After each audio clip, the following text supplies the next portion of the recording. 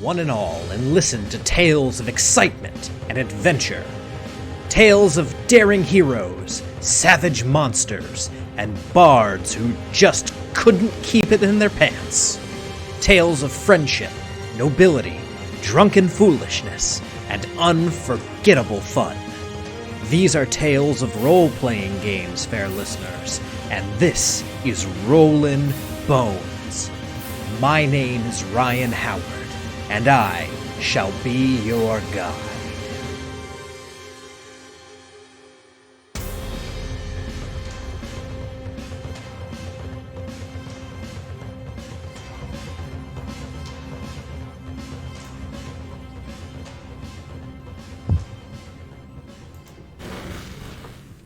Good evening, everyone, and welcome to Rollin Bones with Ryan Howard, your source for the best in RPG interviews. I am your host and king of the boneheads, Ryan Howard, and tonight we are joined once again by the editor-in-chief of Unwinnable.com. He is the co-host and the mind behind the Vintage RPG podcast and the Vintage RPG Instagram page. We are here to talk about one of his favorite subjects, that is, of course, Chaosium and their history.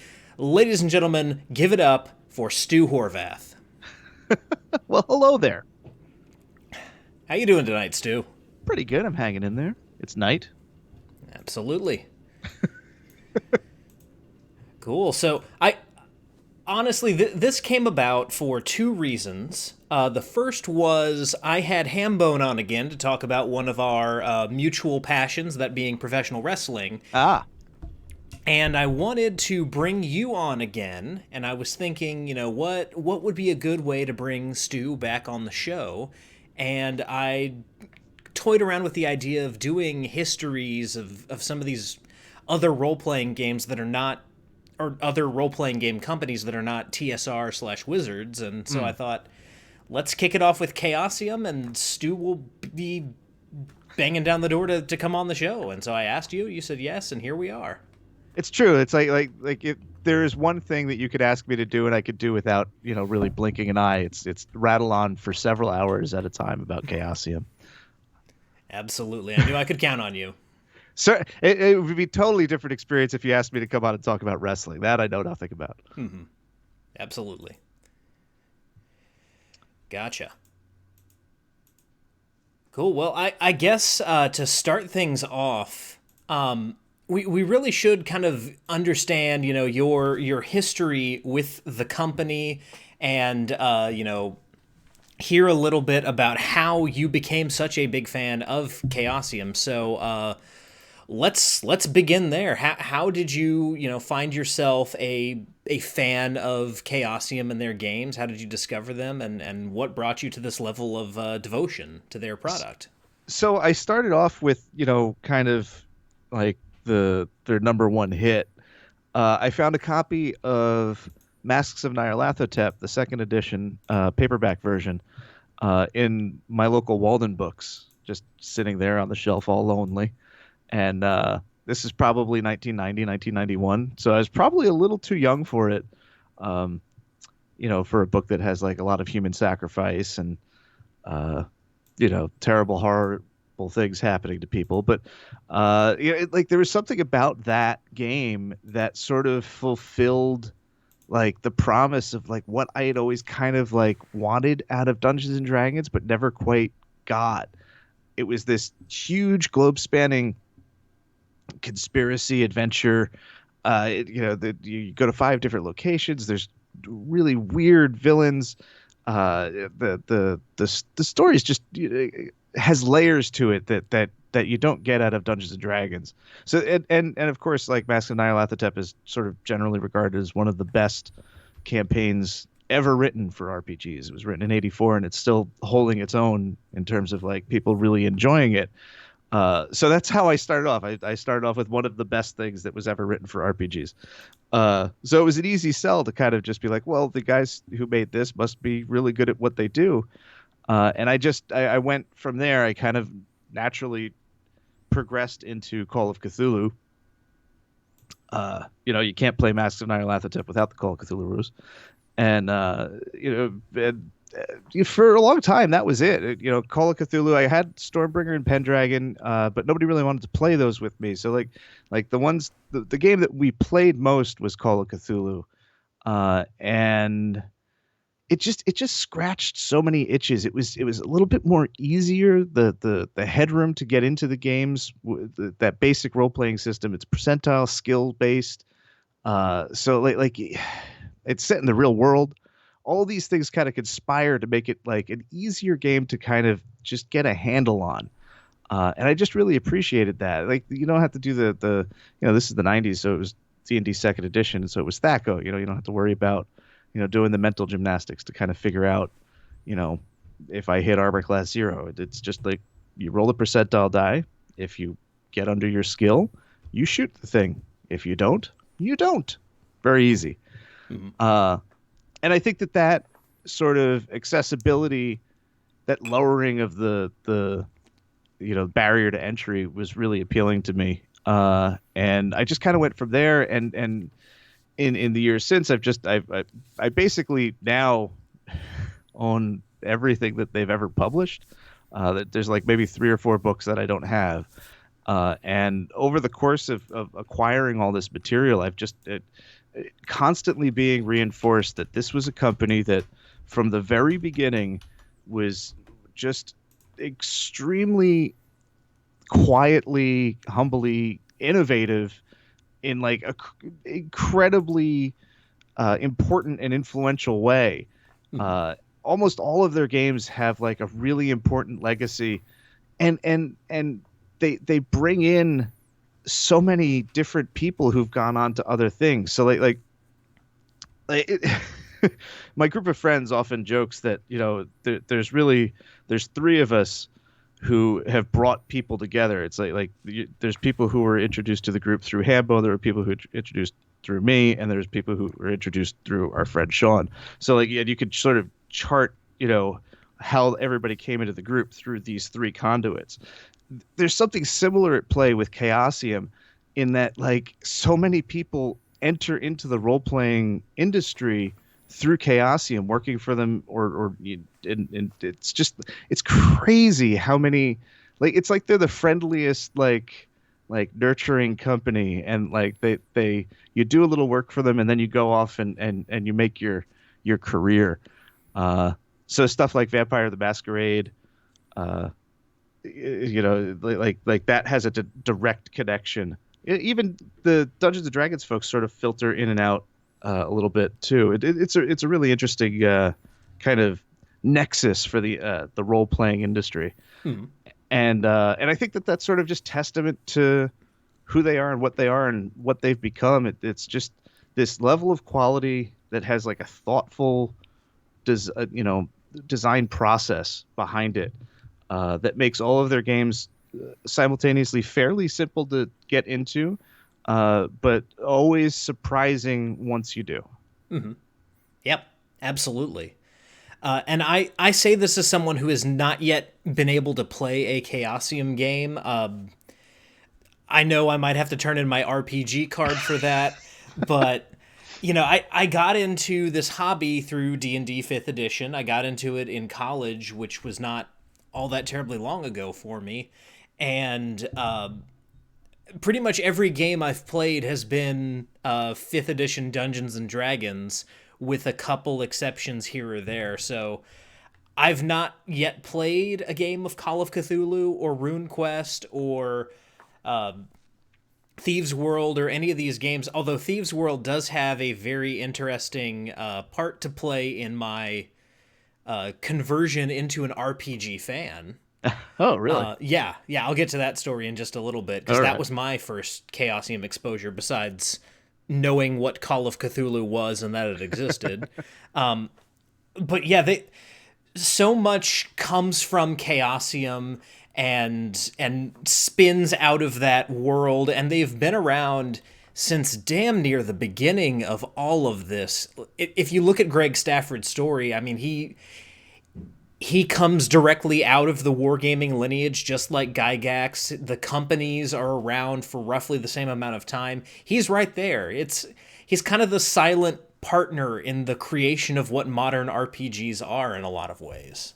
Absolutely, and had a much larger, longer, and more nurturing influence over his career than a Gygax or a lot of other folks. Mhm. Um, we should note that this is a good time to be talking about Greg and Chaosium because last week marked the 2-year anniversary of his passing, which is a bit of a sad for the entire industry, I think, and it's a bummer. But it's also appropriate that we're chatting about Chaosium today.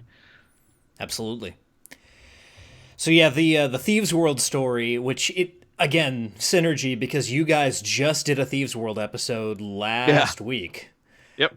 And I was super excited to see that. I've got one of the Thieves World books on my bookshelf out in the family room. But I got into RPGs by watching the YouTube videos of a man who's become somewhat controversial, that being the Spoony one, or Spoony. I don't know who that is. He started out reviewing video games on YouTube way back when it was just him and the Angry Video Game Nerd doing it. He's done several things. He was part of Channel Awesome for the longest time. I don't know if any of this means anything to you. Zilch. Okay. But he also was super into RPGs, and he did a whole series of videos, which is still up on YouTube, called Counter Monkey. Okay. And so I knew who he was from the video game reviews, and I would watch his RPG reviews, I'd watch his videos on wrestling, and he started talking about this Thieves World game that he ran, where the party that he was GMing for ran afoul of Tempest Thales and ended up having to directly deal with him. And so it was like two 1-hour videos that he made on this Thieves World setting. And it not only got me excited about Thieves World, but about RPGs in general. I was like, this is what you do when you play RPGs. And so I decided I had to try it. And so Thieves World is sort of like an excellent, not even just an excellent. Thieves World is the best example of this sort of way that I'm talking about Chaosium being sort of a nexus for stuff. Thieves World isn't like really, it's not a standalone game. It's just a setting book based off the anthology, short story anthology collections, shared fantasy universe. So a bunch of authors contributed different stories in the shared setting. They got the rights to create the setting in terms of a role-playing game, and then just ported it to every system that was available at the time. And then they got the folks who made those systems write up stats. Like, you could never get that to happen now. Like, it's just like there's just too much business stuff that would get in the way. But like in 81, 82, whatever that came out, like they got everybody. Dave Arneson wrote the Dungeons and Dragons stats. Like, it's crazy. And this also ties into there is a connection between the Thieves World, D&D's participation in Thieves World, and the deities and demigods thing, where they accidentally, air quotes, used Cthulhu and Elric in the deities and demigods book for Dungeons and Dragons, despite the fact that Chaosium had the rights to those properties. And it's just like and when that happened, like Chaosium was just like, oh, that's fine, just give us a thank you. And then it wasn't really like a big deal on their end in the business sense. And it was TSR. People think like, oh, Chaosium sued because, to get them, because they infringed on their rights or whatever. That wasn't the case. All they wanted was a thank you listing Chaosium as like the rights holder, and TSR didn't want to do that. Mm-hmm. They didn't want a competitor's name in their book. And that's why Cthulhu and Elric got dropped from future printings of deities and demigods.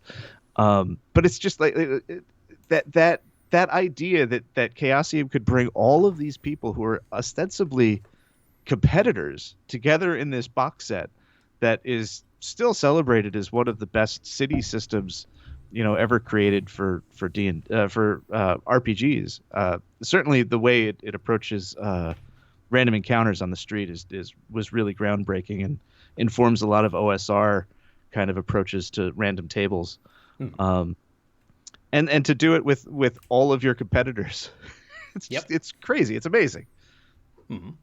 And like that's not even getting into like how shrewd a move it was to take that property, Thieves World, and make this thing with it. You know, it is a property that people really have a deep love for, especially if they were reading those books as they were coming out. Like that was a thing, Mm-hmm. and it was a really important thing for a lot of people. A little less for me. I kind of just sort of found it later, but it's still a super impressive moment in sort of RPG history. Mm-hmm. Definitely. So yeah, just real quick before we dive right into the history proper here, just want to say welcome to Skull Dixon and Rabbit Hat Farm in chat. Rabbit Hat Farm. That yeah. Welcome to the show. I'm glad that you guys are jumping in. And Skull Dixon, thank you for making me feel good about not having played a Chaosium game. Although I think Stu would echo my sentiments that if you've been playing since the 90s, at some point you probably should have crossed paths with one of these games before just now. Yeah, that's the weird thing about RPGs, man. Like D&D brings so many people into the hobby and then never lets them go.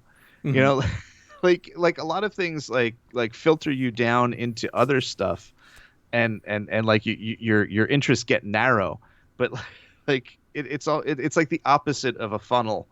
And most people just never get past D&D. They play D&D for decades and never realize that there's these different, probably more satisfying experiences to be had. So I understand why you haven't, but I appreciate your drive to eventually do it and make the big leap into not D&D. Absolutely. And you've given me one of the greatest quotes that I've continued to steal and use on my show. You said it on my show. You've probably said it on your show as well. But D&D is blue jeans. Totally, yeah. And everyone knows that person who only wears blue jeans. It's part of everyone's wardrobe, and there's this one guy who just every time you see him he's got jeans on. It's that way with gaming too, and it's that way with my gaming. So you find something that you're comfortable in and you stick with it, and that's the way a lot of people are. But yeah, it's definitely good to stretch out, especially with something as kind of storied as these Chaosium games. Yeah, I mean it is self-reinforcing, because rule systems are complex, and you get more out of them the more you put into them and the more you experience them. So, like and the more you experience a rule set and the more familiar you become with it, the harder it is to sort of dive into something new. I have such a hard time with story games because I have like all of these sort of calcified D&D Chaosium impulses, and Chaosium verges on is very narrative heavy, but like I have trouble with it just because I've played these other games so much, and it forms a way of thinking, a circuit almost. So it is there are barriers to, even once you've gotten into it, there's still other barriers that you have to break. Mm-hmm. But yeah, sorry, I'm rambling. Oh, good. And we should also pay tribute to Derek Kinsman in chat, who is experienced with Chaosium, much like you are. Yep. Hi, Derek. So, to begin at the beginning with Chaosium, we of course have to talk about Greg Stafford, who began, like we said, in wargaming. According to the legend, his affinity for the hobby came with picking up a copy of U-Boat by Avalon Hill, and from there he also started working on a world that would inform RuneQuest and much of Chaosium's output thereafter, that being the world of Glorantha, which, probably like a lot of people's RPG worlds, was originally intended to be a series of fantasy books that was then parlayed into a RPG setting. Yeah, just like Forgotten Realms, actually. Absolutely. Yep. Yeah, and I believe that he started working on Glorantha in the '60s, which I think is around the same time that Ed Greenwood started working on the Forgotten Realms, and it's just interesting to me that these two dudes kind of were on similar trajectories, uh, ahead, well before the emergence of role playing games as like a medium, and they just kind of made these two really incredibly rich and important worlds. Hmm. Um, yeah, and they didn't even want to do a role playing game initially. Like Chaosium was founded just to create a a tabletop wargaming game set in Glorantha called White Bear and Red Moon. And it was later that was like 1975, and later on I think 81, 82, it got reissued as Dragon Pass. Um, and like all of the mythology that for decades, once the RPG happens, uh, so yeah, the White Bear Red Moon comes out in like 75, 76, and RuneQuest comes out of the idea that some wargame players play that and like the setting so much that they're like, we got to make a role playing game out of this, and they approach Greg to do that, and then that's how RuneQuest happens. Um, but the interesting thing is that the events of White Bear and Red Moon, it it's like this sort of there's several scenarios in the war game, and it tells this the saga of a historical saga, basically of the clash of cultures that's going on in Glorantha at this one particular moment in time. Agarath has come back, and the Lunar Empire has come into Sarder, and Sarder doesn't like that, and they're fighting, and it's the culmination of a lot of cultural clashes on a sort of an epic scale. There's crazy stuff that happens. A dragon wakes up underneath the city, and everybody dies, and all of this stuff forms basically the events that would happen, like in the RuneQuest adventure material. You're playing the stuff that's leading up to White Bear and Red Moon, the war game. So like you're taking part in key events that are leading into the climactic events of the war. And it finally, this goes on for decades, basically. Like you have the early RuneQuest stuff, and then it moves to Avalon Hill, and it's just constantly sort of like adding more detail to this period of time right before everything explodes and sort of resolves. And then like the idea is that after that you'd write your own saga of the Fallout.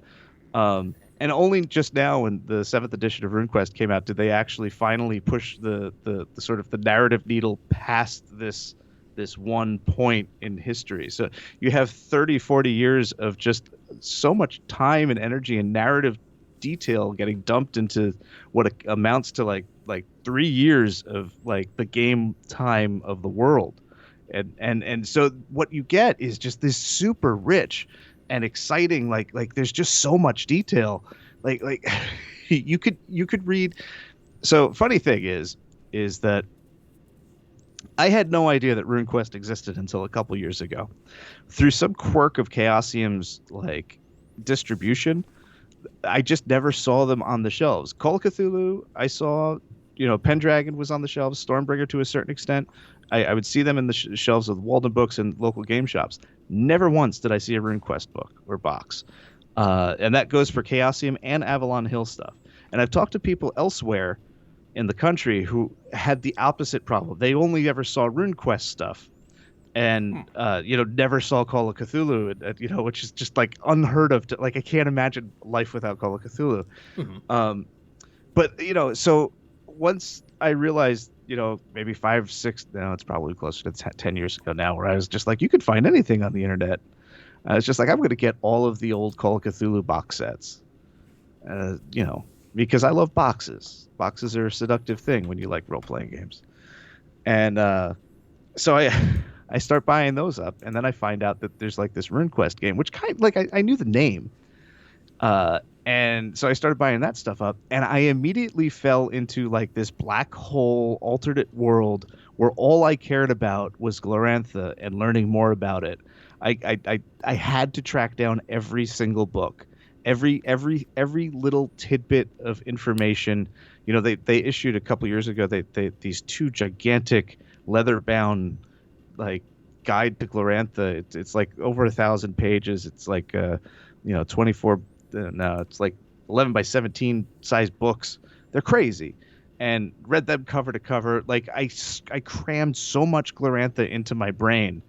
And that's how rich it is and how interesting it is. Like once you and like I can't adequately talk about Glorantha. It's too weird. Like there's like time is like a construct, and like the mythic world is exists outside of time, and time exists because of a truce that was made by the gods. But you can go and hero quest in the god time to get powers. It makes sense to me, but I can't explain it to you. You just need to read the books.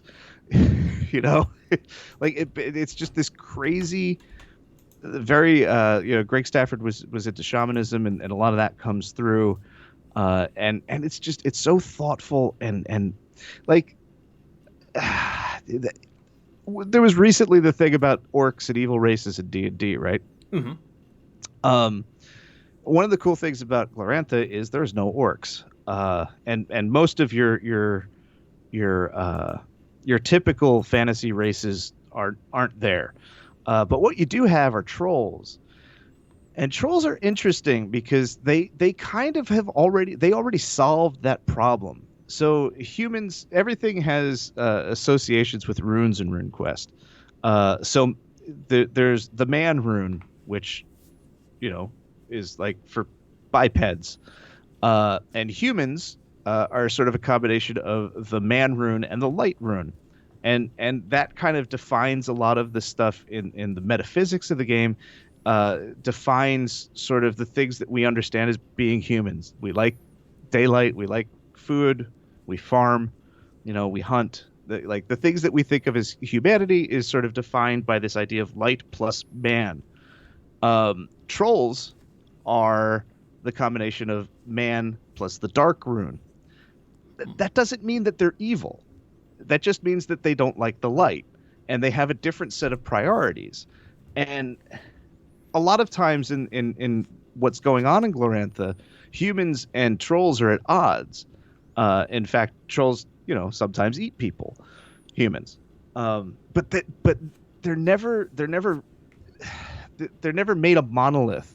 Like the way that orcs and the alignment system of evil, lawful evil, chaotic evil, like all those things, like really pen stuff in Dungeons and Dragons. In RuneQuest, you're really defined by your actions, and you're guided by this idea of like universal runes, sort of informing those actions.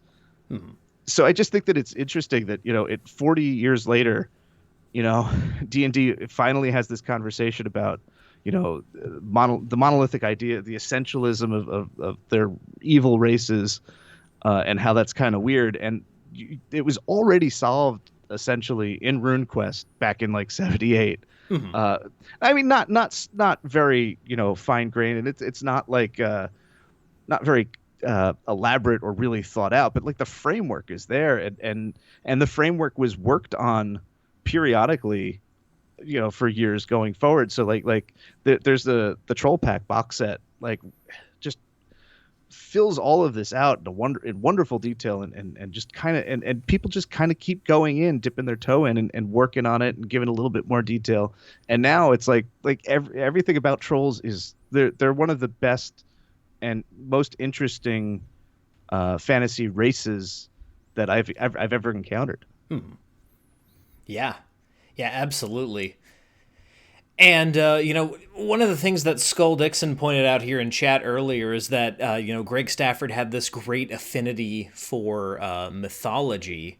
And then he goes on to say here in chat, It's interesting that Greg didn't appear to have any kind of Tolkien influence in his life until much later, despite kind of being parallel with Tolkien in a lot of ways as to how they were both so very influenced by mythology and put a lot of effort into building their worlds out and having thought through all these different channels and stuff.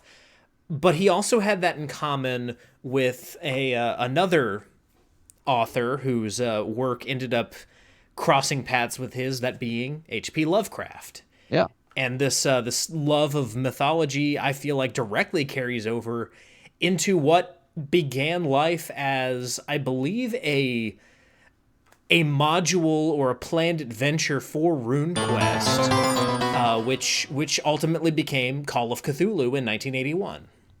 Yeah, so RuneQuest is sort of a complicated system. Let me take that back. I think of complicated as a bad thing, whereas I think complexity is an interesting thing. So I would say that RuneQuest is a complex system. And what Chaosium did was they took this complex system and then they pared it back and created basic role playing. So like whereas RuneQuest has all these hit locations, it's often joked that you can't, it's not a good session of RuneQuest unless somebody loses a limb. And Aces mates. yeah, exactly.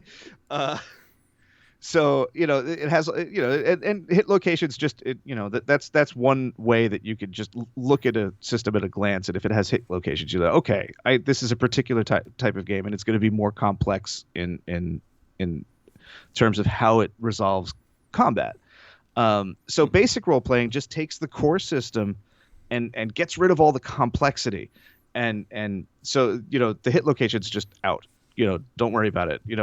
And then from that they start building different systems using BRP as their house system.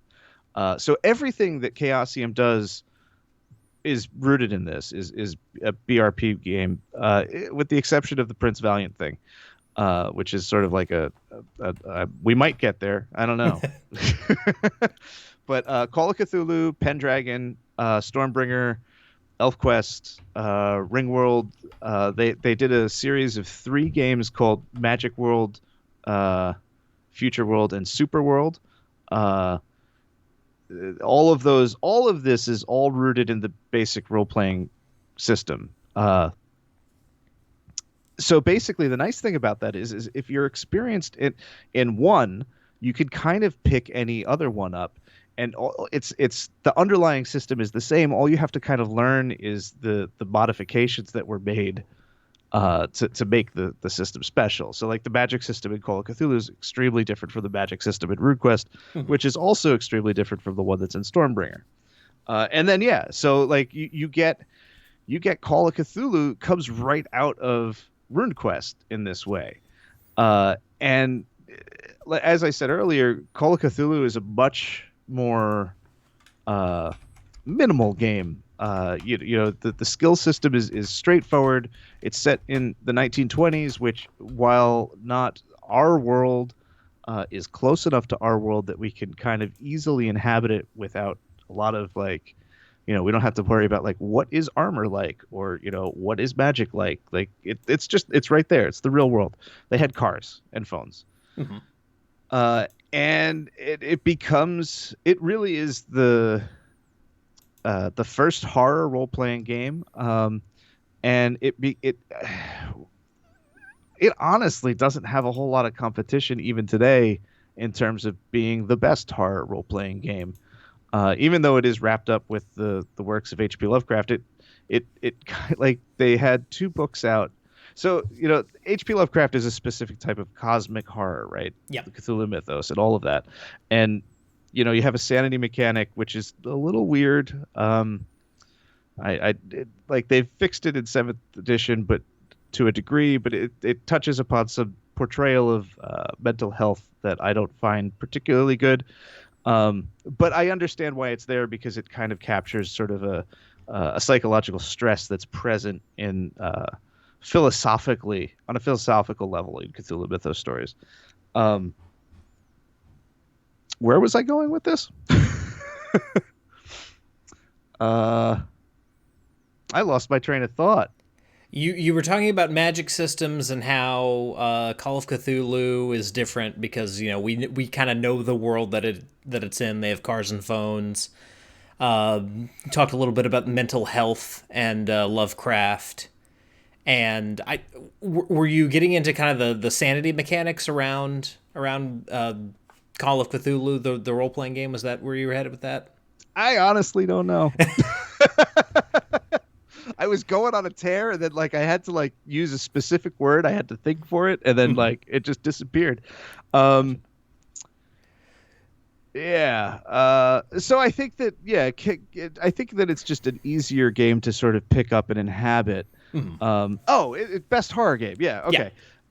Yeah. So it has this sanity mechanic, and like that kind of speaks to a Lovecraft cosmic horror kind of the philosophical concerns of that kind of game, but and you can do a lot with that. Obviously, they have a huge line of fantastic books that run the gamut from very deeply psychological stuff like Tatters of the King to like full-on pulp kind of Indiana Jones meets horror in Masks of Nyarlathotep and everything in between, all with the Cthulhu mythos as sort of an underlying thing that ties it all together.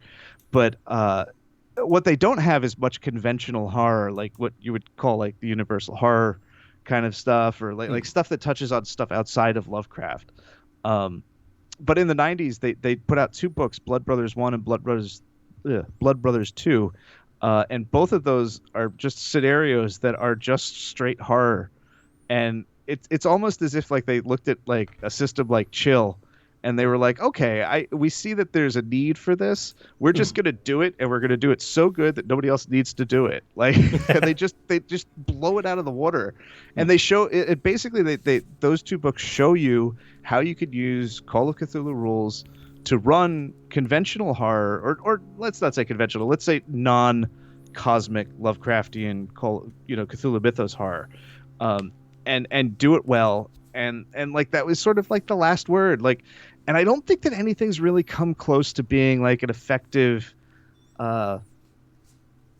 horror role-playing game in sort of the conventional sense of role-playing games. I think there's story games that do it better, but I also think that they're necessarily limited.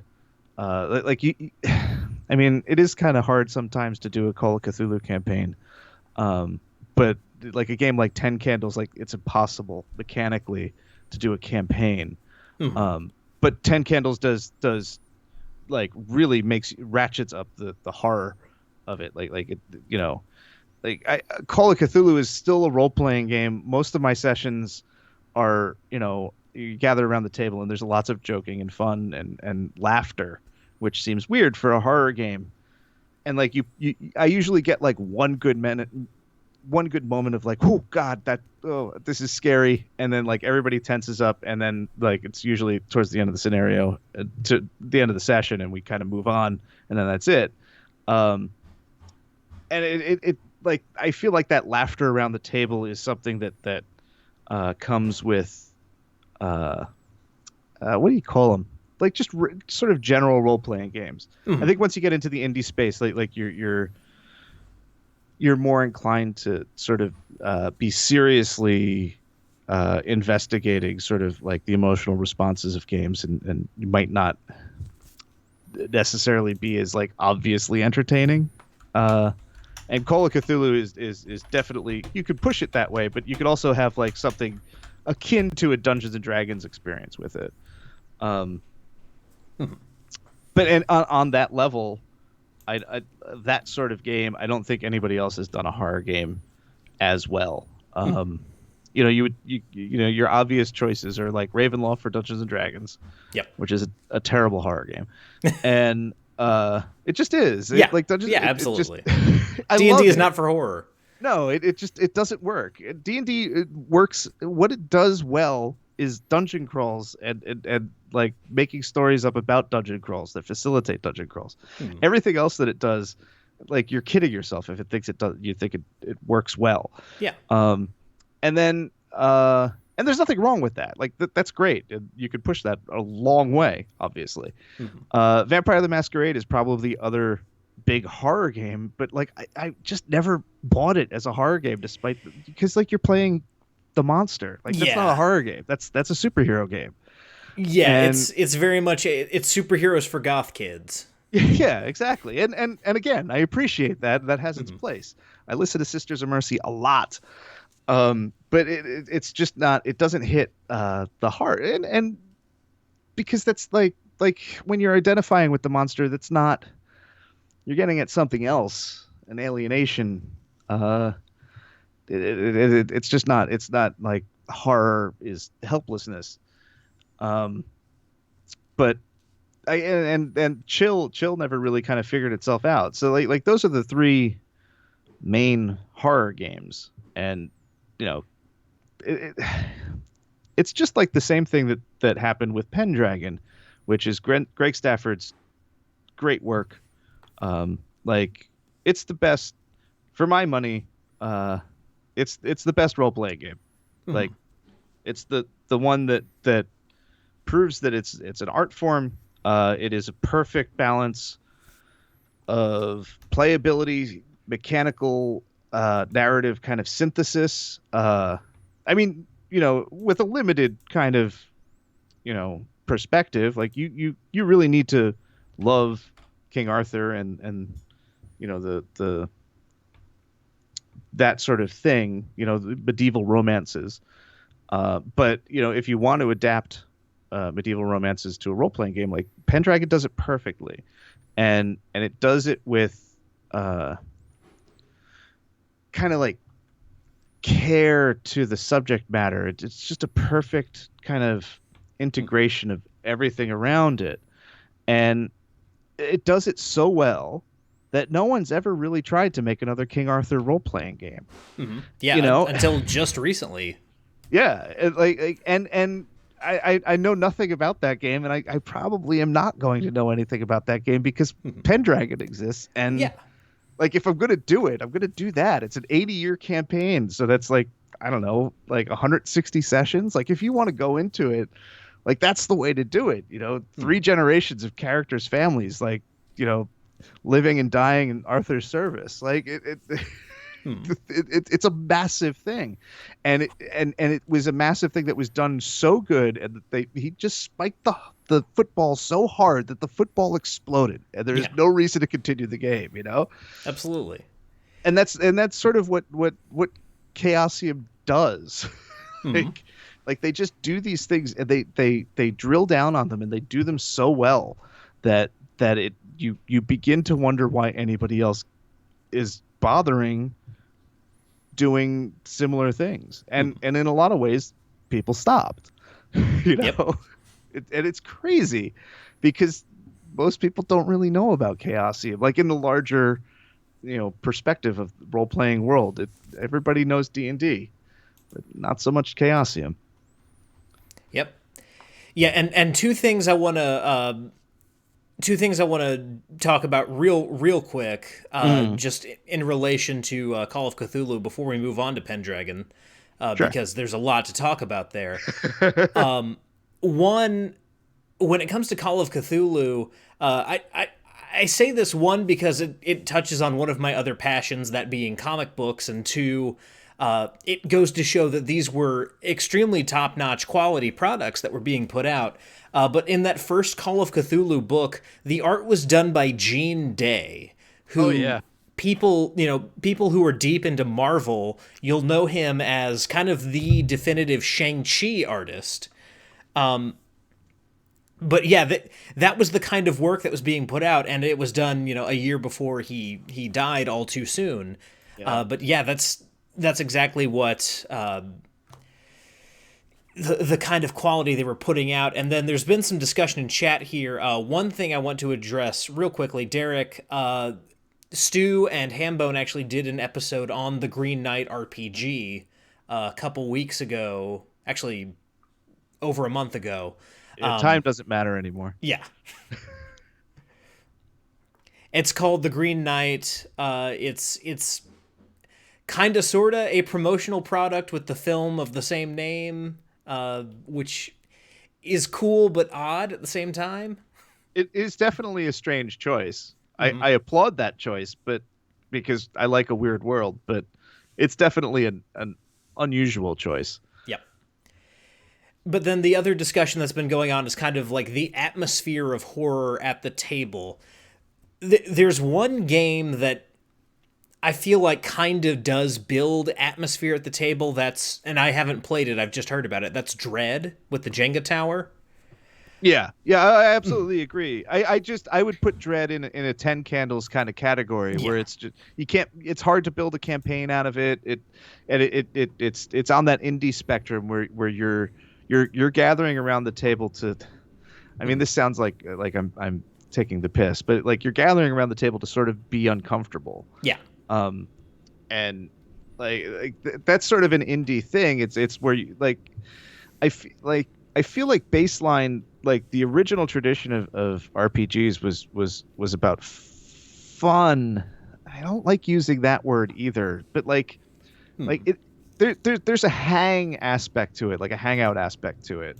Whereas like I think that like a design concern for something like Dread or 10 Candles is like those games are built around making you scared and upset. Like Dread is an incredibly effective, like on a mechanical level of making you terrified. Like it just is. Like you use a Jenga tower to resolve uh you know to resolve stuff. So like if you do something and you break the tower, your character dies. Like that's it. Like that's like that just gets under your skin. Whereas like the way Call of Cthulhu games run, you still have that you have the investigation phase, which eventually leads to a confrontation, but the investigation phase leads, is open to a lot of different kind of emotional content. And like a lot of the best horror movies have a little bit of, comedy relief in the first half. And that's kind of what happens. You get laughter around the table, and then you kind of, as the keeper of secrets, at the appropriate moment, you sock them in the jaw, and then they pay attention. Yep. Narratively, not physically. And I think that's sort of like the thing that I'm trying, the distinction I'm trying to make between like a Call of Cthulhu style game and a Dread, if that makes sense. Yeah. Yeah, and so much of kind of creating those in chat they've been calling them table scares. That so much of that is external. It's a lot of factors around the physical environment that you're in and what the physical environment of the game kind of creates based on the mechanics therein. But yeah, Call of Cthulhu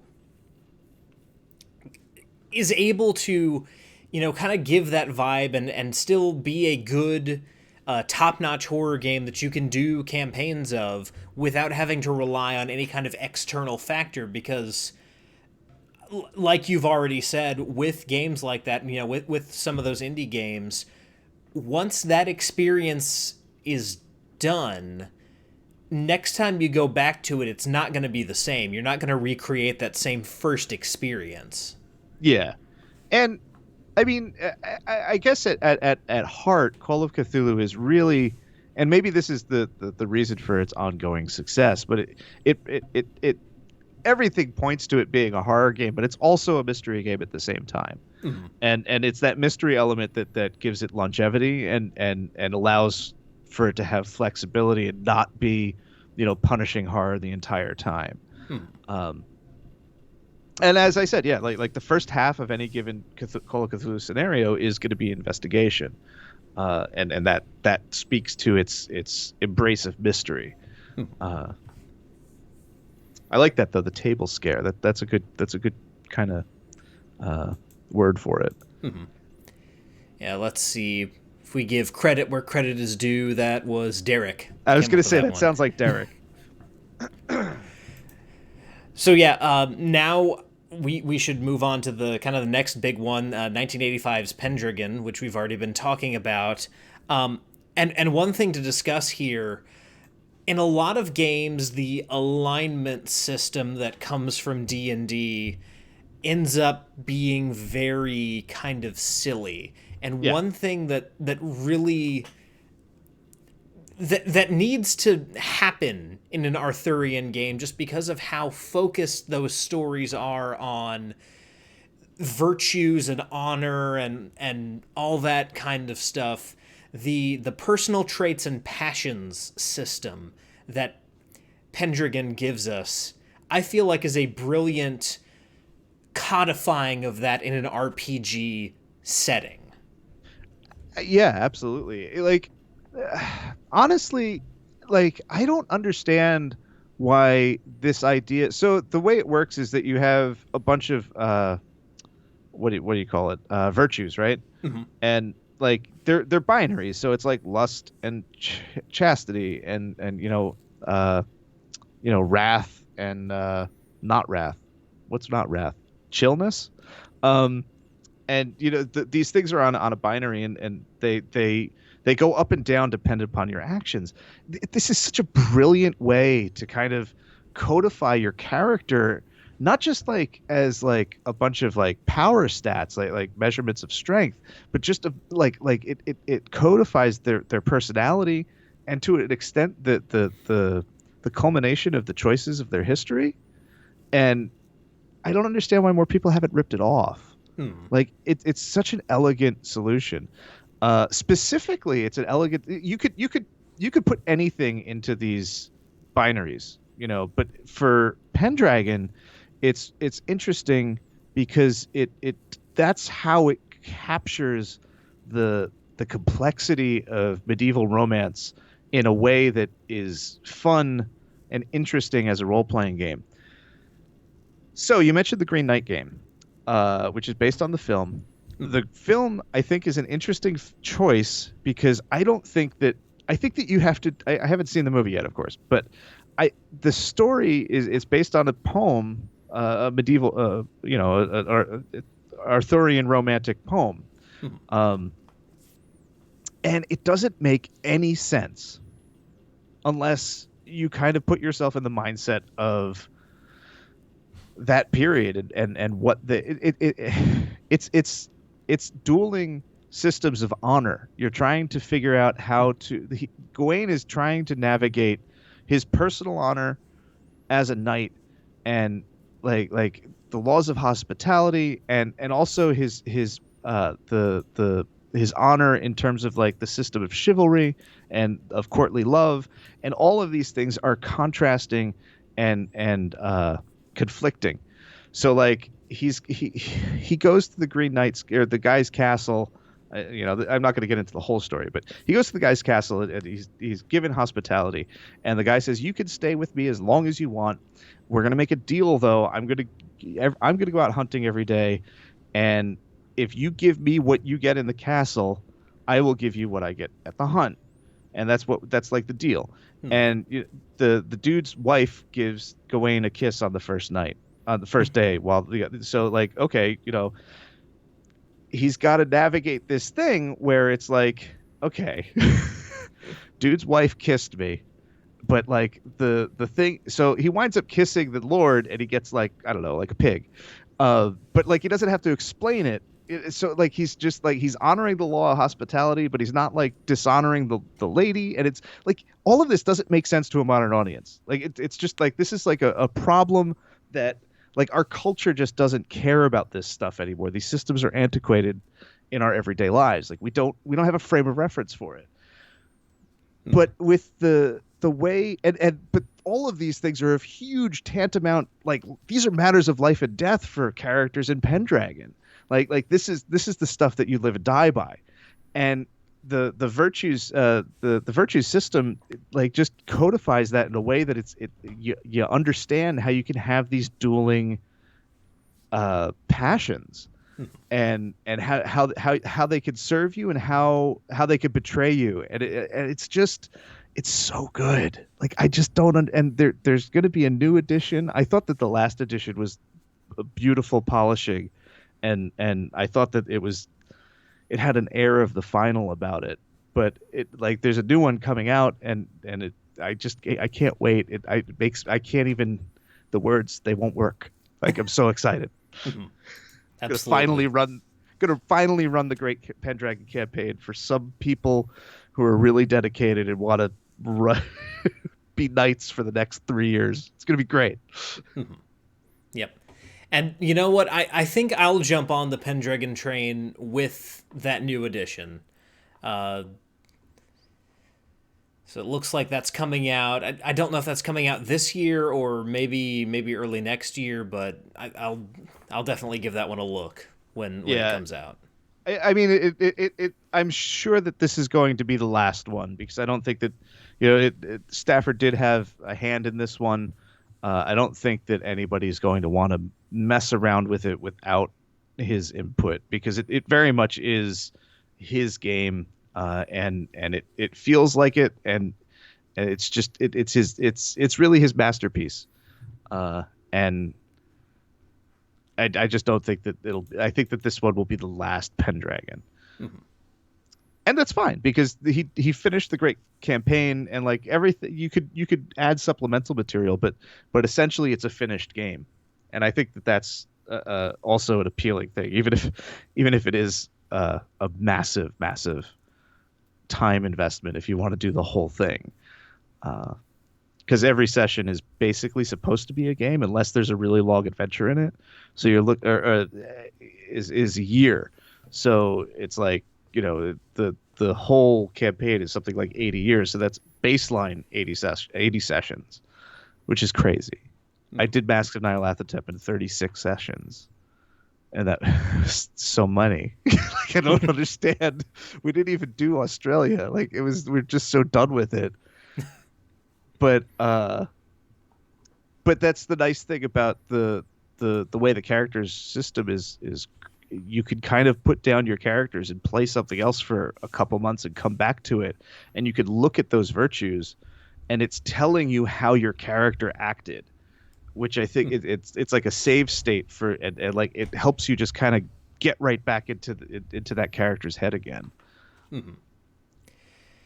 Now, off on a completely different tangent, one thing that I think we need to discuss just a little bit because the time period that we're talking about right now, we're looking at the early to mid 80s when Mm, Chaosium is putting out all of these games. And so, they're putting it out alongside kind of D&D's first boom period. yeah, However, at that same time, you also have a thing which is honestly talked about to death, the satanic panic. Now, my question, sure. Stu, is when it comes to a company like Chaosium, which is putting out a game like Call of Cthulhu, where there's lots of human sacrifice and summoning of otherworldly beings and going insane and gouging your own eyes out from the horrors that you've seen. Did Chaosium incur any of that kind of ill will that was largely directed at Dungeons and Dragons, or were they below the radar enough that they just kind of pushed through it at that point? Everybody was below the radar. Like D&D is the only one that got it in the neck for that, really. Um, a couple people like fired accusations at like other games. Um, but by and large, like there's just something about D&D that just demands attention, for better or for worse. And in that case, for worse, the accusations against other systems and companies just never gained traction. Um, I think Stormbringer might have had like gotten in a little bit of trouble or was mentioned a couple times because that system's magic is literally about summoning and binding demons. Which you would think in 1981, if you're upset about the supposed, diabolical influence of role-playing games, that sure sounds like one, you know. But uh, you know, but Stormbringer didn't capture the public's imagination the way Dungeons and Dragons did. Um, so no, I don't believe that Chaosium ever did really take a hit. I think that if it did, it would have been something like Stormbringer that got it. I think Call of Cthulhu is it gets an exemption because it's so obviously like pulp horror. Hmm. You're not dealing with like they're not the outer forces that you're up against aren't recognizable as demons and Yeah. God. It's removed from religious concerns. Hmm. Yeah, if your mom picks up your copy of Call of Cthulhu or your H.P. Lovecraft collection, she's not going to recognize anything in like Cthulhu Fatang. She's just going to go, "Well, that's nonsense," and then just Yeah, set it yeah, aside. yeah. And by and large, I feel like Chaosium always sort of, well, generally took a classy approach to art. There was never really, you never had the luridness of that D&D got in trouble for. I mean, like not really lurid. Like just because there's some boobs in the monster manual doesn't mean like we're worshiping Satan. But I can't really think of any just even nudity, like random nudity. Maybe a little bit in the early RuneQuest books, but certainly not in Call of Cthulhu. There was actually an artist left in the 90s because of a piece was cropped in Stars Are Right, a modern game. It was Blair anyway, he was really upset about that. But that's sort of an example of like Chaosium sort of like towing a line of tastefulness. Yep. Yeah. Gotcha. So once the 80s passes, the 80s were great for Chaosium as they were for a lot of role-playing companies, but then we get to the 90s. And it seems like every single RPG company struggled through the 90s, with the exception of White Wolf, who took off in the 90s. But right around 1996, 97, 98, this is where things kind of start to fall apart for Chaosium. Coincidentally, also when things start to fall apart for TSR. Yeah. And when that ship kind of starts to sink. And this is a trend. I discussed this with David Awalt before. I've been thinking about this a lot. Again, this is my comic book fan brain coming out a lot. There's a parallel between what happens in the comic book industry and what happens in the role-playing game industry at this time, where companies just seem to completely, without any thought of what they might be doing to their market, just putting everything out, completely saturating the market. Was Chaosium doing this as well, the same way that TSR was doing with their Forgotten Realms books, video games, all of these different splat books for second edition? Was this kind of practice going on at Chaosium at the same time, or was it just kind of them going down with the RPG ship because everyone was? Yeah, I mean, so the comparison to comics is an apt one. The RPGs it's a small industry, just like comics. Like even though it generates millions and millions of dollars, both of them, they're essentially small. So that means that like the market forces that will kind of ricochet through the industry get amplified. So like in the early 80s, like that was actually a time of contraction in the role-playing industry. So like while Chaosium did pretty good then, a lot of other companies were being really crunched and forced out of the market. And Chaosium had a little bit of this. The reason that they went and I think in 83 or 84 they teamed up with Avalon Hill and licensed out RuneQuest to them. It was a way to stay more liquid and agile in the market, and it gave them bigger distribution and higher print quality. Avalon Hill had its own printing presses, which were really high quality. So that like by doing that, they weathered the storm that squeezed out a lot of other people. But then this would also contribute to problems down the line when that partnership soured. That partnership sours right at the same time as the collectible card fad is going off in the late 90s, right? Hmm. And that's the thing that created the second big bust, was everybody was chasing that. But it's a small industry. Like, they had to chase it. Everybody had to chase it because, like, Magic the Gathering was making so much money, and it was just siphoning off money from the rest of the industry. Like, there's not a lot of money to go around because it's a small industry. So everybody gets in on the ship and then oversaturates, and nobody cares about collectible cards games. And then all of that, everybody who overinvested in that, like, gets caught holding the bag. And that's what happened with the Mythos game, with Chaosium. And it's the same thing. Like, the Lord of the Rings collectible card game killed Ice. Like, it's just over and over. The Dragon Dice or whatever, contributed significantly to TSR's downfall. And I guess Spellfire too. They had that card game. Dragon Dice did more damage because that was carried in stores. Nobody bought it, and then the bookstores sent it back, and they wanted their money back, and TSR didn't have it. But the thing that's kind of saves Chaosium is the fact that they weren't operating on that level of TSR. TSR really wanted to be in the book business, the book trade, and to get into book stores, you have to kind of extend this credit, knowing you basically, they buy a whole bunch of product, you get the money, but if they have the option to return it to you, and if you get it returned, you're left holding the bag. You got to pay them back. Yep. The Chaosium never had that kind of distribution. So when Mythos kind of collapses Chaosium, like, they were in bad shape, but, like, it wasn't, they weathered it. At that point, I think Greg Stafford and Sandy Peterson, Peterson is the designer of Call of Cthulhu, they leave.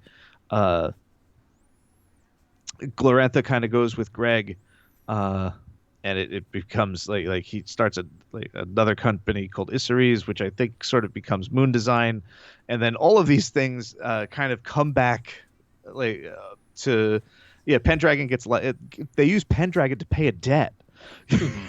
Like, what? Like, yep. How? Yeah, and it ends up in White Wolf's hands, doesn't it? Yeah, I don't think directly. I think that it goes to I think the debt was somebody else, but then Stuart Wick over at White Wolf, when he leaves White Wolf, he takes.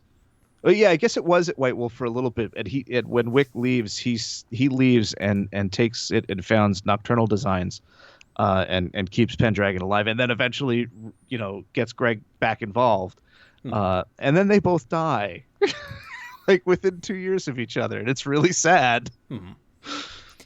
But yeah, and then it all sort of comes back together. There was also, like, the Kickstarter was a problem, and it was another thing that sort of functioned like the collectible card games thing. It was like everybody started, dumping into Kickstarter and doing these ridiculous Kickstarters with like 1 million like tchotchkes, and Chaosium got in over their head with the 7th edition of that and the Horror on the Orient Express redo. Like, the Horror on the Orient Express thing was ridiculous. Like, there was bugs, and like it came to you in a steamer trunk. Like, what? Just make a game that's good. Like, give me color printing. Like, it's a beautiful box set, but the books are black and white. Come on. And a similar thing happens. Like they were struggling without, after Lynn Willis dies in like 2008, 2009, something like that. Like, they're really just kind of like adrift. But they get into the Kickstarter. It's like getting into the crack, and like they just overpromise. It takes forever for the 7th edition stuff to come out, and it really tested the company. And they had to bring. They got Greg back in. James Lowder comes in. I think Michael O'Brien comes in as well, and they kind of fix the company and bring it back to its health. But it was another thing. Like there's all these little traps in the role playing industry, and it seems like when you think that like oh well, that's the way the industry is going and that's how we have to adapt. Like, it seems like those things, those potentials have deadly teeth that just destroy companies. Hmm. And Chaosium has been extremely lucky in in avoiding that. There are not very many companies that are still around from the 70s. Hmm. Like full stop. Like even TSR is gone. Yeah. Yeah, one of these days I am going to get someone on here to do a full episode on all of the like speculator booms of the RPG world, from publishing to splat books to D20 to Kickstarter, all the way through it. Well, And it's yeah, go on. just I feel like that there's a lot of interesting discussion there, and collectible card games is another one to add on to that pile. Yeah, it's just such a it's a paradox. Like Hmm. you need to print more books to make more money, but the more books you make, the more books that you put out, the harder it is for people to grok your system. Yeah. So like it's like to survive as a business, you have to kind of self-destruct your game. It's weird. I don't think anybody's figured it out. I think we're cruising to another bust soon. I always feel like that, that guy Hmm. with the It's the end is nigh sign. Like no, I it's mean, well, I feel it in the air. I honestly do. There's such a celebrity culture around modern gaming right now, and it's getting to kind of the point that YouTube has gotten to, where it's a bunch of famous people. yeah. And now it's almost becoming, and I know most of these people, in fact, I'd say 95% of them mean well, and they just are super into what they're into. But it's become this thing where it's like you can only play RPGs if you're playing it like these people play it. And I do feel like that's in the air. This streamer, let's watch this game kind of thing is going to come to a halt at some point. So yeah, I'm kind of in that same boat with you, Stu. I definitely feel there's something there's some kind of crash coming. I kind of worry that it's going to come from the indie side. I thought for a long time that the fatification of D&D was going to be the death of it, and that might still happen. But I see strain in stuff like the endless sort of cycle of rules hacks Mhm. and clones that are coming out of the indie and OSR space. I don't know how that rips apart the industry or like causes another bust, but like they're just and so many of those books are awesome and interesting and beautiful, but there's just too many of them. Mhm. And there's a point where like the industry just can't sustain that many core rule books Yeah. that are all sort of kind of the same. Mhm. And I don't know. Both sides of that seem to favor Chaosium surviving because Yeah. they're not really in either of them. They are getting a little bit into the live plays, but in a much more like they have other people doing it. It's not like a part of the company. Mhm. It doesn't seem like they're investing in it, is what I'm saying. Yeah. But yeah, I mean, from the indie side, like you were talking about, what the thing that I see happening, it's definitely going to end up being a bust, but I think it's going to be like a not a bang but a whimper almost, in that you've got all these different things, all these different rules hacks and stuff coming out, and you're almost going to end up like with what music is now, where everything's so segmented and fragmented that yeah, you've got your 200 to 300 people who are into this thing, and your 50 people who are into this thing, but no one's really gonna kind of be like building up a lot of notoriety and profit doing anything in that particular sphere because of how segmented it will become. Yeah, and I mean you could see the instability in both comics and role playing games back in March and April, right? Like Yeah. as stuff started to shut down, as printing became something that couldn't happen, and distros shut down, like the entire like everybody was just like, well, this is it. Like like like there's going to be two companies left. It's going to be Wizards because they're owned by Hasbro, and like Chaosium might be okay. Like like everybody's like, oh, Free Liga is gonna be okay because like they got all those licenses. Like they'll weather it. But like everybody else is going to be gone. And it's just like, what? And like that didn't happen. But I think that you're looking at like, I mean, first of all, like we don't know how bad the damage is, and if anything was mortally wounded in earlier this year, and just sort of lingering on. So the repercussions might still be coming. But even if everybody did make it out okay and it was a false alarm, like it was so close. It was like an asteroid passing by. But there's also no easy way to kind of firm up the industry. Like there's just not enough people who love role-playing games, enough to kind of be in the industry like the way that, like, I mean, people like us are weird, right? Yeah. Like I spend a huge amount of money on role-playing games. Like and there are a lot of people like me, but there's not a lot of people like me in the aggregate, you know? And I don't know how you create more people like me. But yeah, and I mean, like the simple answer is you can't. Yeah. Every now and then there will be someone who comes along, someone like me who's in their 20s who gets into it and ends up, doing something like that. But again, there's not a lot of me either. A lot of people my age who are into role-playing games will at some point not be into role-playing games anymore. Yeah, and it gets harder as you get older. And I mean, there's always going to be people coming into the hobby. Like there's an audience, but like I don't want it to sound like I'm saying that like nobody's gonna like it's dying, like everybody's gonna give up role playing games. It's the people who are playing and love this stuff are gonna continue to do it. Oh, yeah. But from like a business perspective, like there's just all of these cracks, and they've always been there. There's like the fact that it's lasted and has flourished the way it has since 1974 is beautiful and wonderful and extremely lucky. Like I said, TSR went out of business. Like we're 20 years past that, and that doesn't seem like a big deal, but at the time that was an apocalypse.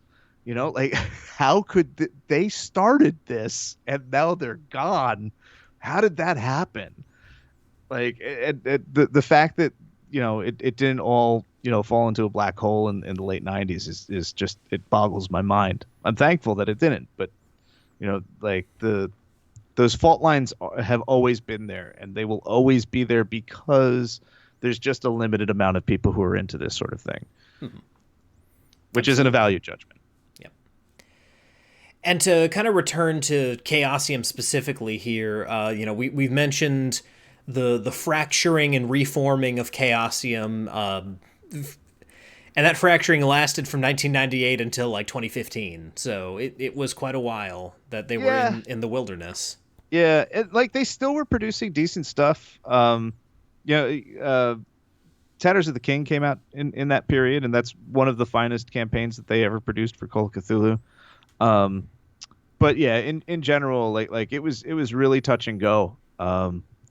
And a lot of their stuff from that period isn't that great. It's like, okay, it's serviceable. It's better than a lot of other stuff that other folks put out. But in terms of like that Chaosium, that expectation that I talked about when I started with Masks of Nyarlathotep, and it raised the bar like, up to, where the planes are flying, like that level of quality, like it just isn't there in that period. But it's there again now. They're doing such a good job now. It's so exciting to be a Chaosium fan. Absolutely. In 2020, it's like the only thing to be excited about in 2020. And now, the Call of Cthulhu woes are somewhat behind them. The new edition came out in 2016. Yep. Won a bunch of awards at the 2017 Ennies, and in 2019, Chaosium acquired 7th Sea, and they're now putting that out. Yep. And they have the 7th edition of RuneQuest is out. They're working on a new Pendragon. Like the whole gang is back together again. in terms of the games. They have some really brilliant people working on everything. Everybody, there's just they find people who are just really good at what they at their lines, at managing and getting to like what makes them good. The seventh edition, it has its flaws of Call of Cthulhu, but overall it gets it right in a way that is easy for people to pick up. My current group, we play online since the pandemic started, and like most of them, I would say half of them are role players, half of them aren't, and they've generally just picked it up without having to read the book. It's just like it's it's percentiles. Like there's that barrier of entry I was talking about, but this edition does a really good job of addressing sort of, like I said, about the like issues with sanity. It has a different approach that kind of does not vilify mental health issues. They've really leaned into kind of confronting the racism, sexism, homophobia, et cetera, of H.P. Lovecraft and creators from that period. And you know, really like it used to be that in a Call of Cthulhu game, you know, every once in a while you'd get a scenario that would kind of like mention that Lovecraft was racist, and most of them would just kind of downplay it, minimize it, or accidentally be racist on accident. Now I think broadly the line is arranged to confront that as much as possible, and just make it not racist, like which like it's a problem. It just is there, and it rears its head in weird and strange places, and sometimes they don't quite get it out. Like there's one scenario in Doorways to Darkness, which is like their beginner set of scenarios. It has serpent men, and it has there's sort of there's escaped slaves that the serpent men captured, and like they turn into degenerate, like, you know, Neanderthal types living out of the ground. And I'm just like, what? No, we're not running that. Like, no. And like it plays to certain themes that were in pulp. Like the idea of like the cave dwelling savage, but like it's just like, no, but that's also really racist. Like, and you can't do that. And and yeah, I mean, your mileage may vary, but like it's just, even with them trying really hard, stuff slips through, and it's just because this stuff, that sort of thing, is just white folks don't think about it and don't realize it. That's why things like Harlem Unbound by Chris Spivey is just like such an important step. Like the Black created Call of Cthulhu system set in Harlem during the 1920s that is explicitly tackling racism, and has a brilliant chapter on, you know, race and role playing and how to identify stuff and how to play Black characters. And like it's just like, this is like sea change stuff. It's super important and really well done. And I'm excited and happy that Chaosium is just being so forthright about that kind of thing. Absolutely. Well, that brings us to the conclusion of kind of the history of Chaosium. For the time being, they're still going, and if history is to be believed, they'll probably outlive all of us. Yeah, I hope so.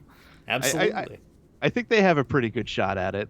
I mean, they're one of the oldest companies out there. Yeah, definitely. And if anything else, they can always rely on the great old one to help them see through. So, Stu, thank you for coming on and doing this. This has been fantastic to, you know, talk about Chaosium and how they've influenced role playing. As is customary, I just want to turn over kind of the last part of this episode to you to promote anything that you've got to promote. Obviously, you know, Vintage RPG, you guys just dropped an episode today on Vampire the Masquerade. But go ahead and anything you want to talk about, go for it. Okay, so I post every day on Vintage RPG on Instagram, so you'll always have some new role-playing game product to check out on Instagram. Every Monday, Hambone and I cut a podcast about a role-playing game on the Vintage RPG podcast. You can see that links to that on the Instagram, or you could go to vintagerpg.com and there's links there. You can play it right off of there. You should subscribe, like, and all that stuff because that helps us find new listeners. We also have a Patreon at patreon.com/, you guessed it, Vintage RPG. And Hambone's working on a game, playtesting it, running playtests with our patrons. And I'm working on a book about the history of RPGs that we're going to kickstart with the help of Exalted Funeral sometime next year. So that's really exciting, and there's going to be sneak peeks and stuff for patrons on that. And I also run a website called Unwinnable, which you can find at unwinnable.com. We have a digital magazine called Unwinnable Monthly, which is filled with amazing writers doing what they do best, write amazingly. And that's about it. I'm also on Twitter at Stu Horvath. And I don't know. You can find me. It's the internet. Just Google me. Absolutely. Well, guys, thank you so much for tuning in. Thank you to Clever, Ain't Slade, and Queer Cthulhu for following throughout the course. Thank you to Derek and Skull Dixon for contributing and helping us with this discussion and just kind of giving some additional context and background on stuff that's going on. I love when guests are able to join in the conversation. That's why I like doing the show live. So, guys, thank you for participating in that. Just to let you know what's coming up, this Saturday on Danishes and Dragons, we are doing part 2 of Breakfast at Baldur's Gate. I am once again going to be live streaming my first playthrough of Baldur's Gate Enhanced Edition. We're still doing that. It'll be a lot faster this time now that characters are created and we're just playing the game. So it should be a lot more interesting this time around. And next week, the man who designed my logos, Andrew Kolb, is coming on to discuss his new 5th edition setting book based in Neverland, in the Peter Pan mythos. So we'll be talking a lot about that. I'm excited to actually have a conversation with Andrew because he and I have not had an actual out loud conversation. We've only conversed over email because he is a friend of a friend. And that's how people know each other in the age of the internet. Yep. So once again, Stu, thank you for coming on. Everyone check out Vintage RPG Podcast and Vintage RPG on Instagram. And whether you rolled a 1 or a 20, I'm so glad that you rolled your bones with me, Ryan Howard, and I'll see you next time.